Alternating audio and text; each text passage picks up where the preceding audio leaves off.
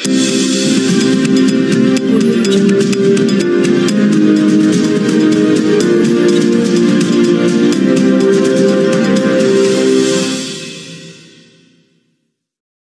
तालुक्यातील मोजे पिंपळगाव बाळापूर येथे प्रतिवर्षाप्रमाणे याही वर्षी डॉक्टर बाबासाहेब आंबेडकर यांची 134वी जयंती मोठ्या हर्षोल्लासात आनंदाच्या वातावरणात मिरवणूक काढून साजरी करण्यात आली।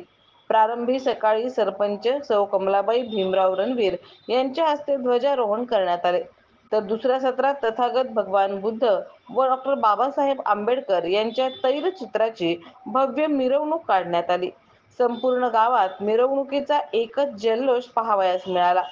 या प्रसंगी प्रमुख पाहुणे म्हणून पांडुरंग बनसोडे, प्रदूषण मंडळाचे अधिकारी रणवीर दिल्ली, गौतम दिपके, जमादार श्याम काळे, मंगेश जुगते, आनंद बनसोडे, आप्पा बनसोडे, देवीदास वाटोळे, विशाल आडणे, विशाल रणवीर, काशीनाथ रणवीर, नागोराव रणवीर, शिवाजी संजय रणवीर, गंगाधर रणवीर, प्रकाश दिपके, बाळासाहेब रणवीर, आबासाहेब राऊत, प्रकाश धुतमल, भीमराव रणवीर, सोपान रणवीर, नारायण रणवीर, नामदेव रणवीर सह आदींची उपस्थिती होती।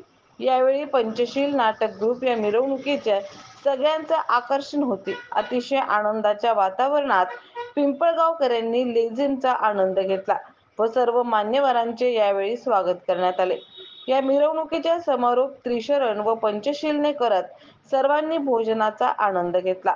शांततेत हा जयंती सोहळा पार पाडण्यासाठी प्रीतम रणवीर, सुनील रणवीर, आनंद रणवीर, आशिष दिपके, सुनील धुतमल, राहुल रणवीर, संदीप राऊत, तुकाराम राऊत, गंगाधर दिपके, हर्षदीप मनीष, अनिल राहुल प्रमोद, आनंद भगवान, अशोक विनोद, संतोष मधुकर, प्रीतम, सिद्धार्थ अभिजित, संभाजी दिलीप गौतम, रणवीर, नितीन यशवंत सुधाकर, अविनाश संदीप आळणे, राजू सदावर्ते, मिलिंद धुतमल, महेश आळणेसह आदींनी परिश्रम घेतले।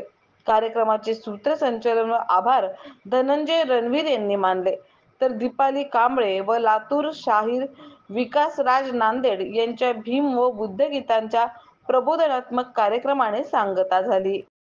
बसलेले गावकरी तसेच आलेले प्रत्येक गावातून तरुण युवक आणि जे बी पथक आहेत जे बी पथक, मी सर्वांना आमच्या पिंपळगाव बाळापूर इथे आपण त्या जयंती साजरी करण्यासाठी आपण आलात त्याबद्दल मी सर्वांचे धन्यवाद व्यक्त करतो।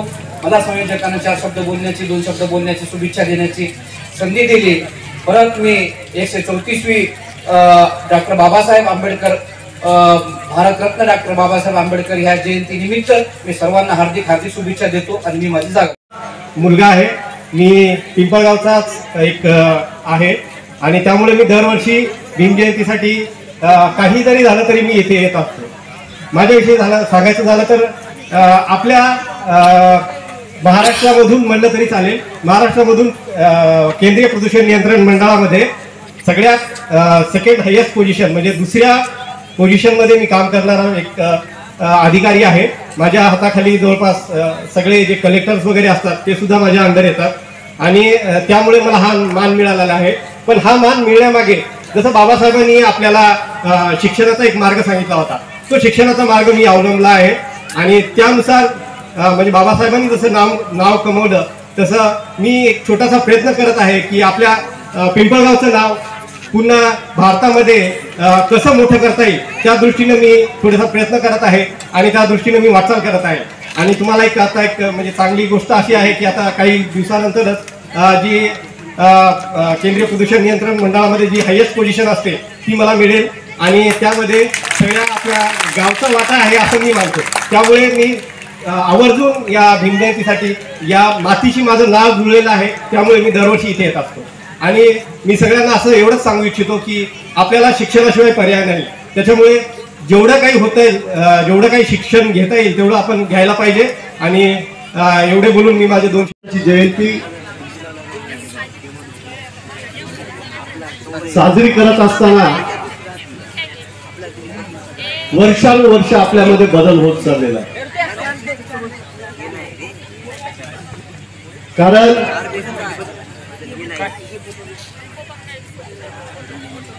या अगोदर जयंत्या साजऱ्या होत असताना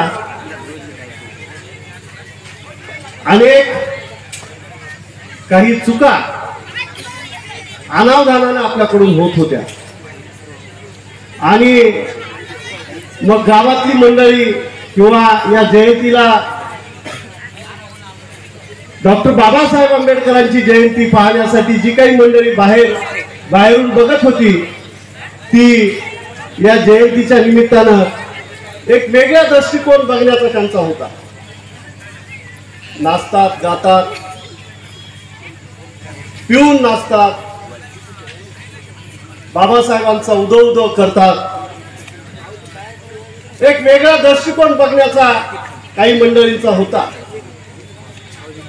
परंतु बाबासाहेबांची विद्वत्ता, बाबासाहेबांचे विचार, बाबासाहेबांनी केवळ या देशामध्ये मागासवर्गीय बौद्ध समाजासाठीच काही केलं नाही, तर संबंध या देशासाठी बाबासाहेबांनी केलं आणि बाबासाहेब या देशाचे नेते आहेत हे एकदा या ठिकाणी सिद्ध झालं. आणि आता तीच माणसं हळूहळू बोलू लागलेली आहेत की ही जी माणसं बाबासाहेबांचा उदो करतात, बाबासाहेबांचा जय जयकार करतात, तर त्याच्या पाठीमागचा उद्देश आहे की 14 एप्रिल पासून येणाऱ्या 14 एप्रिल पर्यंत बाबासाहेबांच्या शैक्षणिक, राजकीय, सामाजिक, धार्मिक ही जी काही शिदोरी आहे ती शिदोरी वर्षभर आमच्या पाठीशी असते आणि डोक्यामध्ये असते. म्हणून आम्ही या जयंतीच्या निमित्तानं बाबासाहेबांना मानवंदना करत असताना, बाबासाहेबांच्या समोर नतमस्तक होत असताना बाबासाहेबांचा जयघोष हा मोठ्या प्रमाणामध्ये करतो. आणि आज जगानं, भारतानंच नाही तर संपूर्ण जगानं बाबासाहेबांना मान्य केलंय. श्रीलंका, तिबेट, जपान, अमेरिका या देशांमध्ये आज बाबासाहेबांच्या जयंत्या होऊ लागलेल्या आहेत. भारतामधला हा एकमेव राष्ट्रपुरुष आहे. भारतामधला नाही, जगामधले डॉक्टर बाबासाहेब आंबेडकर हे एकमेव राष्ट्रपुरुष आहेत की त्यांची केवळ भारतात नाही तर जगामध्ये जयंती साजरी होते. हा बहुमान केवळ आणि केवळ ज्या डॉक्टर बाबासाहेब आंबेडकरांना शाळेच्या बाहेर बसून शिकावं लागलं त्या विद्यार्थ्याला या देशामध्ये आणि जगामध्ये जगातला सर्वोच्च विद्वान, जगातला सर्वोच्च हुशार विद्यार्थी म्हणून मान मिळतो. हा बांधवांनो आपल्यासाठी गर्वाचा या निमित्तानं मी अधिक न बोलता, कारण आज आमचे मित्र बंडूदादा गायकवाड यांनी पूर्ण शहरामध्ये सर आज जयंती 14 तारखेला नाचा तुरा जर पूर्ण रवला असेल तर आमच्या पंचशील नाट्यगृहानं रवला. मार्केटमधले सगळे लोक, सगळ्या जाती धर्माची लोक ती लेझिम पथक पाहण्यासाठी आणि त्यांचं सादरीकरण बघण्यासाठी रोडवर येत होती आणि त्यांना शुभेच्छा देत होती. त्याच पद्धतीनं तुमच्या गावात सुद्धा त्या पंचशील नाट्यगृहाच्या माध्यमातून चांगलं सादरीकरण झालं आणि बाबासाहेबांच्या विचारांना एक प्रेरणा देण्याचं काम झालं. त्याबद्दल सर्वांचे आभार व्यक्त करतो. जयंती मंडळानं वास्तविक पाहता मी काय आजचा प्रमुख या ठिकाणचा, पण मी या गावाशी माझी वेगळी ना, आमचे धनंजय असतील, प्रीतम असतील, ही सगळी मंडळी सातत्यानं आमच्या संपर्कात असतात. म्हणून या गावाची एक ओढ असते आणि या जयंतीला आलं पाहिजे, आपलं कर्तव्य आहे. म्हणून मी या ठिकाणी आलो. आपण माझा यथोचित सन्मान केला, मला बोलण्याची संधी दिली त्याबद्दल पुन्हा एकदा आपले आभार व्यक्त करतो. थांबतो. जय हिंद.